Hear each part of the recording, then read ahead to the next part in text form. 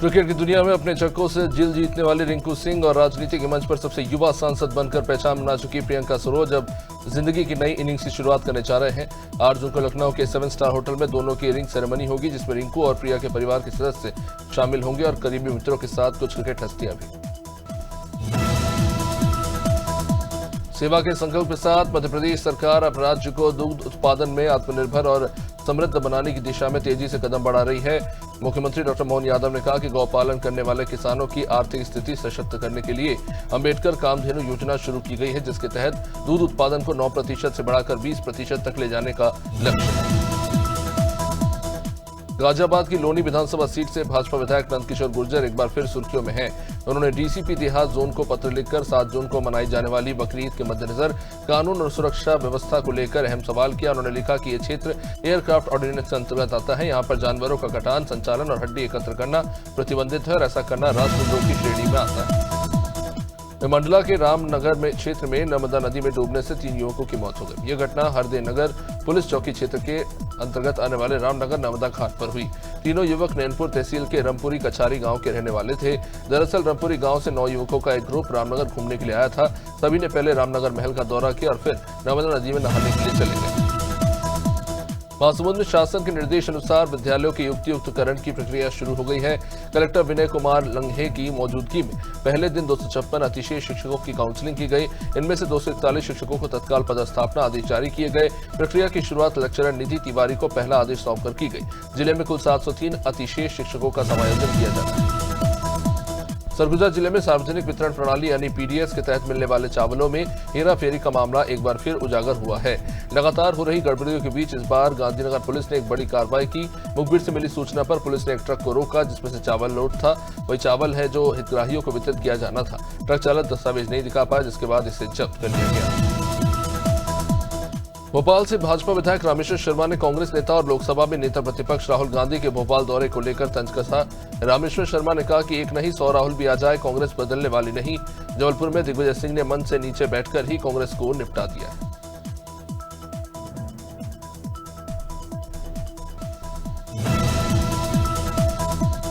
अलग अलग कार्यशैली और बयानबाजी को लेकर मशहूर प्रदेश के ऊर्जा मंत्री प्रद्युम्न सिंह तोमर एक बार फिर चर्चा में हैं।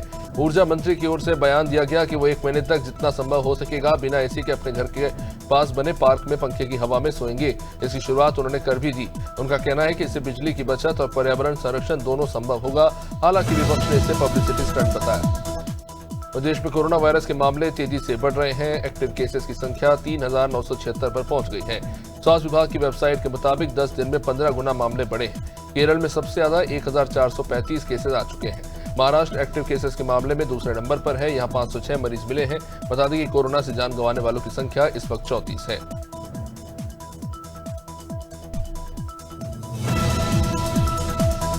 दिल्ली की मुख्यमंत्री रेखा गुप्ता ने अपने 100 दिन के कार्यकाल पूरे होने पर देवभूमि उत्तराखंड की यात्रा की। इस पावन अवसर पर उन्होंने पहले केदारनाथ धाम के भगवान शिव के दर्शन किए और फिर बद्रीनाथ पहुंचकर भगवान विष्णु की पूजा अर्चना की।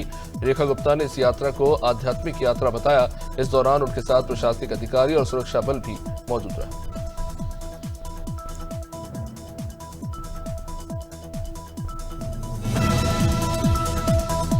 रायपुर के मरीन ड्राइव में 1 जून से 5 जून तक चलने वाले हरित स्वच्छता अभियान का शुभारंभ हुआ। इस कार्यक्रम में deputy CM Arun Sao, one मंत्री केदार कश्यप और कई विधायक मौजूद रहे। अभियान का थीम इस बार प्लास्टिक को हराएंगे रखा गया, जिसमें वैश्विक प्लास्टिक प्रदूषण को खत्म करने का संकल्प लिया गया।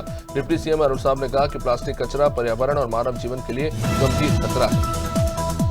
रायपुर में शास्त्री चौक से जयस्तंभ चौक और अंबेडकर अस्पताल चौक के बीच 8 साल से अधूरे स्काई वॉक का निर्माण कार्य अब हफ्ते भर में शुरू हो जाएगा। स्काई वॉक के अधूरे कार्य को पूरा करने के लिए रायपुर की agency PSA construction private limited को ठेका मिला है। कंपनी के साथ अनुबंध हो चुका है। कार्यादेश भी जारी कर दिया गया है।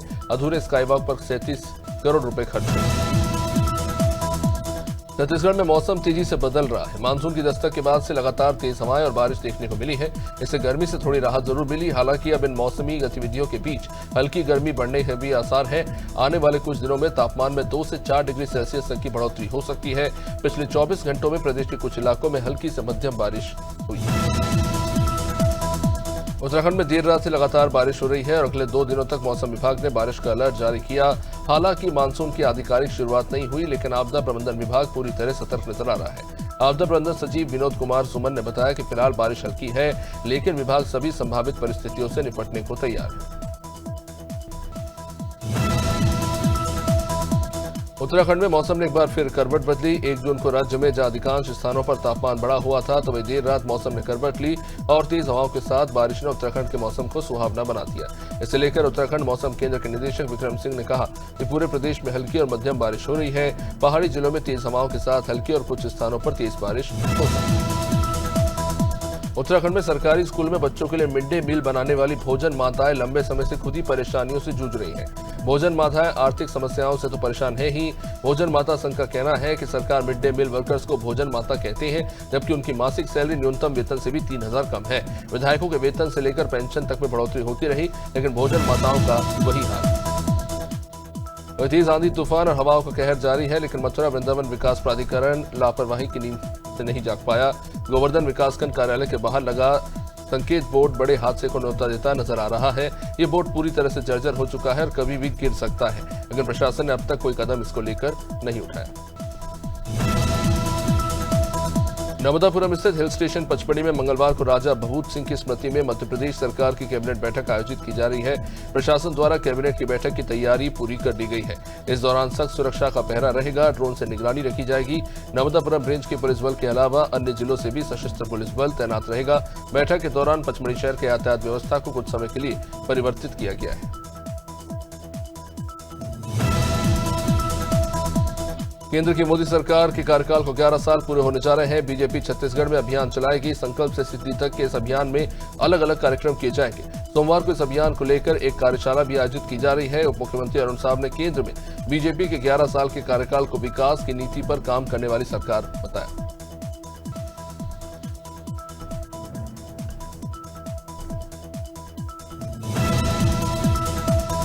छत्तीसगढ़ में डीएपी खाद की भारी कमी किसानों के लिए बड़ी चिंता का विषय बन गई। इसे लेकर कांग्रेस प्रदेश अध्यक्ष दीपक बैज ने सरकार पर निशाना साधा। उन्होंने कहा कि राज्य में 3 लाख मीट्रिक टन डीएपी की कमी है, इससे किसान खेती नहीं कर पा रहे। दीपक बैज का आरोप है कि सरकार चाहती है कि किसानों की फसल कम हो ताकि उसे धान कम खरीदना पड़े। इसी मुद्दे पर कांग्रेस कार्यकर्ता हर जिले में कलेक्टर को ज्ञापन देने की तैयारी में है।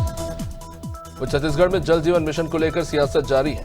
कांग्रेस के प्रदेश अध्यक्ष दीपक बैज ने जहां जल जीवन मिशन को असफल बताते हुए भ्रष्टाचार के आरोप लगाए, वहीं छत्तीसगढ़ के डिप्टी सीएम अरुण साहब ने कहा कि जल जीवन मिशन से लाखों लोगों को फायदा हुआ है। बता दें कि जल जीवन मिशन में हुई गड़बड़ियों की शिकायत दिल्ली तक पहुंची है और यही कारण है कि अब केंद्र सरकार छत्तीसगढ़ सहित देशभर में 159 जिलों में जल जीवन मिशन कामों को लेकर आकलन होगा। छत्तीसगढ़ में सरकारी स्कूलों के मर्जर करने और शिक्षकों की स्कूल की जरूरतों के हिसाब से तय अनुपात के आधार पर प्लेस करने को लेकर राजनीति हो रही है। कांग्रेस का आरोप है कि सरकार सीधी बात न कर टेक्निकल शब्दों का इस्तेमाल कर घुमा रही है। वहीं बीजेपी का कहना है कि व्यवस्था को बेहतर करने के लिए कदम उठाए गए। छत्तीसगढ़ में पशु तस्करी को लेकर राजनीतिक बयानबाजी तेज हो गई है। वन मंत्री केदार कश्यप ने पशुओं की तस्करी पर सख्त रुख अपनाते हुए कहा कि जो भी इस तरह की गतिविधियों में संलिप्त है, ऐसे सभी गिरोह के खिलाफ सख्त कार्रवाई की जाएगी। इस बयान पर पीसीसी चीफ दीपक बैज ने पलटवार किया और कहा कि वन्य जीवों को बचाना हमारी धरोहर है, लेकिन छत्तीसगढ़ में लगातार तस्करी की घटनाएं बढ़ रही हैं। अयोध्या में राम मंदिर परिसर के 8 देवालयों में एक साथ होने वाले प्राण प्रतिष्ठा अनुष्ठान की तैयारियां अंतिम चरण में हैं। इसके लिए राम मंदिर को सजाने का काम किया जा रहा है। मंदिर के मुख्य शिखर कलश के साथ परकोटा के 5 मंदिरों के शिखर कलश पर सोने की परत जड़ने का काम पूरा कर लिया गया है। सोने की चमक से मंदिर के शीर्ष जहां और भी आकर्षक हो गए हैं, तो वही रात की लाइटिंग से और भी सुंदर लगते हैं। प्रधानमंत्री मोदी के आह्वान पर जल संरक्षण को लेकर मध्य प्रदेश में चलाए जा रहे जल गंगा संवर्धन अभियान को बड़ी सफलता मिली है।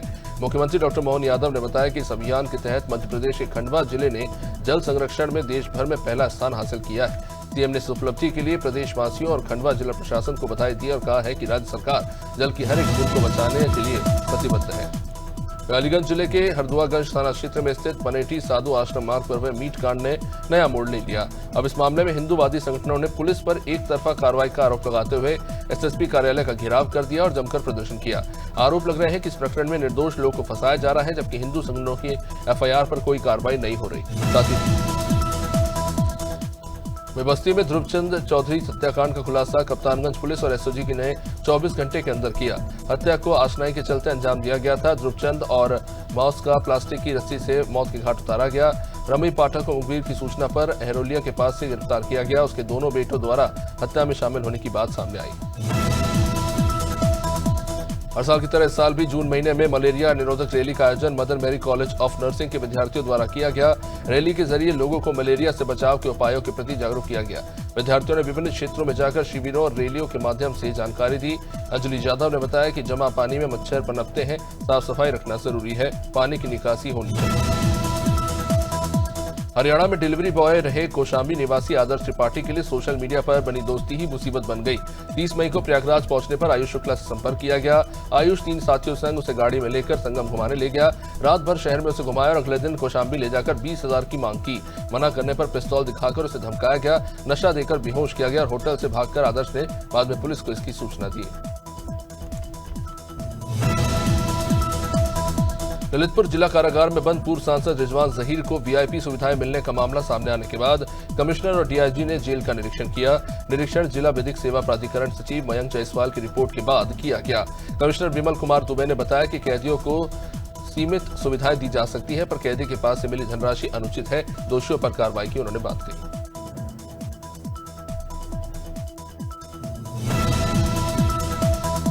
बकरीद को लेकर धर्मगुरु देवकी नंदन ठाकुर ने बड़ा बयान दिया। उन्होंने कहा कि बिना समझे हिंदू धर्म पर आरोप लगाना गलत है। बलि के विधान को अलग बताया। फल पर सिंदूर चढ़ाकर भगवान के समक्ष बलि दी जाती है। मंदिरों में जीव को सिंदूर लगाकर छोड़ने को बलि माना जाता है। घरों में जीव हत्या नहीं होती। बलि के लिए मंदिरों में एक निश्चित स्थान निर्धारित किया गया है।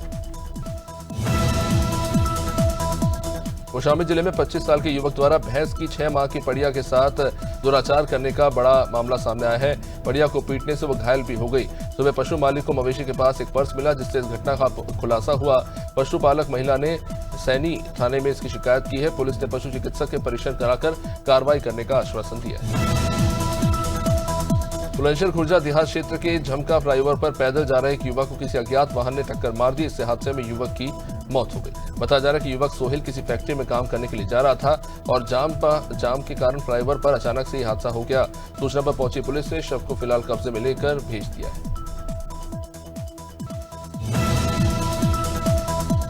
दिल्ली के नॉर्थ वेस्ट डिस्ट्रिक्ट क्षेत्र में सुबह सवेरे घर में खाना बनाते समय अचानक घरेलू सिलेंडर में ब्लास्ट हो गया।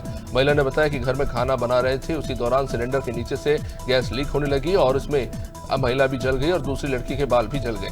जानकारी पर दमकल विभाग की टीम वहां पहुंची और आग को बुझाया गया, लेकिन इस दौरान घर में रखा तमाम सामान जलकर खाक हो गया।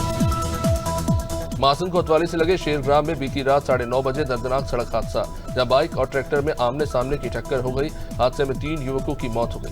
मृतकों में 2 सगे भाई थे। मृतकों के नाम वरुण नायक जो 22 साल का था, विवर्ष नायक जो 19 साल का था और तीरथ दीवान जो 18 साल का था। तीनों शेरग्राम के रहने वाले थे। राज्यपाल रेवंत रेखा ने पहलगाम आतंकी हमले में जान गंवाने वाले स्वर्गीय दिनेश अग्रवाल के परिवार वालों को 2 लाख रुपए की सहायता राशि प्रदान की। सहायता राशि की चेक स्वर्गीय की पत्नी नेहा अग्रवाल को राजभवन में सौंपी गई। इस मौके पर विधायक सुनील सोनी और पुरंदर मिश्रा भी वहां थे। राज्यपाल ने परिवार को सांत्वना देते हुए सहायता राशि प्रदान की। महिला कल्याण निदेशक संदीप कौर के आदेश पर हावपुर भड़ारी गांव में भ्रष्टाचार की जांच की जा रही थी। जांच के दौरान बीडीओ कार्यालय में 2 पक्षों के बीच में जमकर मारपीट की गई। जांच अधूरी छोड़कर अधिकारी मौके से हालांकि भाग गए। घटना का एक वीडियो भी सामने आया, जिसमें प्रशासन में हड़कंप मचा हुआ दिख रहा है। 2 दिन पहले आत्मदाह की कोशिश भी की गई थी। सीएचसी तमकुहीराज में प्रसव के दौरान शिक्षिका सुप्रिया पटेल की मौत को लेकर धरना प्रदर्शन शुरू हो गया। कांग्रेस के पूर्व प्रदेश अध्यक्ष ने धरना दिया। चिकित्सकों पर इलाज में लापरवाही बरतने के आरोप भी लगाए गए। दोषियों पर मुकदमा दर्ज कर अब कार्रवाई की मांग हो रही है। सुप्रिया को न्याय दिलाने की मांग की जा रही है। धरना सरदार पटेल की प्रतिमा के सामने दिया जा रहा था।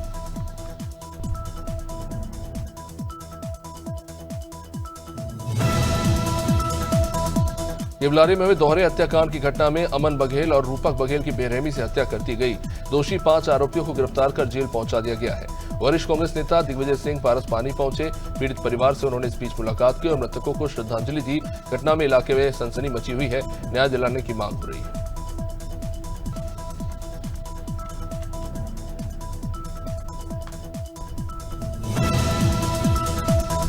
देश भर की तरह इंदौर में भी एक बार फिर कोरोना की आहट सुनाई देने लगी है। रविवार को एक और युवक कोरोना पॉजिटिव पाया गया, जिससे अब शहर में एक्टिव मरीजों की संख्या 7 पर पहुंच गई है। सीएमएचओ डॉक्टर बीएस सेतिया ने बताया कि संक्रमित युवक को हल्के लक्षण हैं और उसे होम आइसोलेशन में रखा गया है।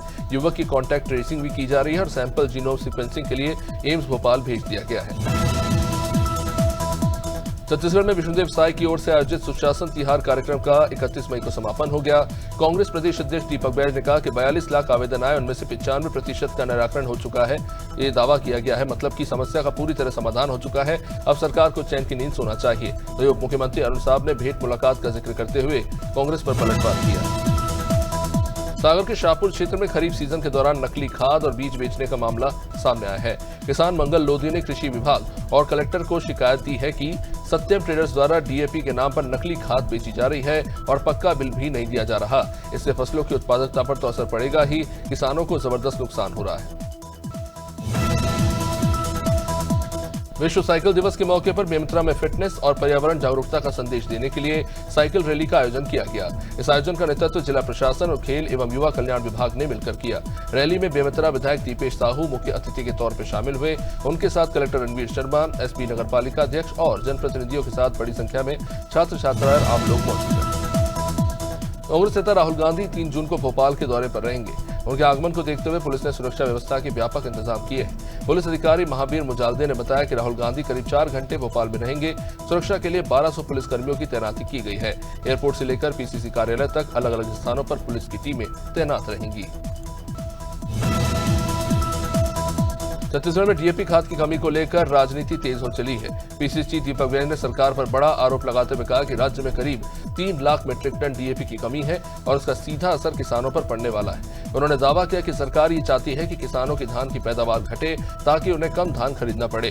कृषि मंत्री रामविचार नेताम का भी इस पर बयान आया। उन्होंने कहा कि खरीफ सीजन के लिए सरकार ने व्यापक तैयारी की है। शिवपुरी के पूरनखिड़ी टोल प्लाजा पर एक बार फिर मारपीट का मामला सामने आया। बता दें कि सोमवार को चारधाम की यात्रा पर निकले श्रद्धालुओं की बस को टोल पर रोक लिया गया। इसके बाद टोल कर्मियों और बस स्टाफ के बीच में कुछ झगड़ा हो गया। आरोप है कि इस दौरान बस के ड्राइवर जितेंद्र और उसमें सवार महिलाओं के साथ मारपीट की गई। घटना के विरोध में श्रद्धालुओं ने नेशनल हाईवे नंबर 46 पर जाम लगा दिया। अशोकनगर जिले के ईसागढ़ में एक मीटिंग में मुद्दों पर तो बात हुई नहीं, उल्टा फोन पर जिला पंचायत सीईओ राजेश जैन ने जो भद्दी गालियां दी, उसके बाद बची कुची कसर भी पूरी हो गई। ये तमाम आरोप पंचायत सचिवों ने लगाए हैं और अब मामला कलेक्टर तक जा पहुंचा है।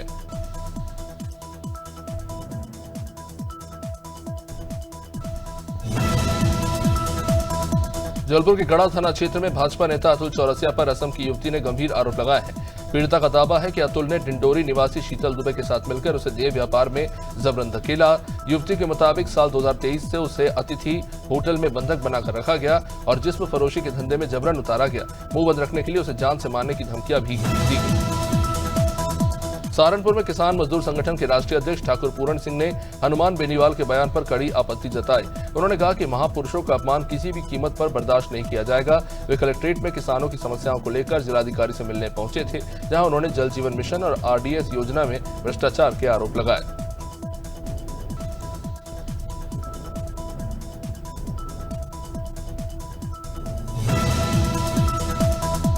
कानपुर में आईआईटी कानपुर में जेईई एडवांस 2025 का रिजल्ट आज जारी कर दिया गया। बुरहानपुर के माजिद मुजाहिद हुसैन ने ऑल इंडिया रैंक 3 हासिल की है। माजिद ने ऑल इंडिया रैंक 3 हासिल कर जिले, माता पिता और मैक्रो विजन एकेडमी का नाम पूरे देश में रोशन कर दिया। पहले ही माजिद ने जेईई मेंस में 99.99% स्कोर कर मध्य प्रदेश में टॉप किया था। अब देश भर में तीसरी रैंक हासिल कर एक नया कीर्तिमान रच दिया है।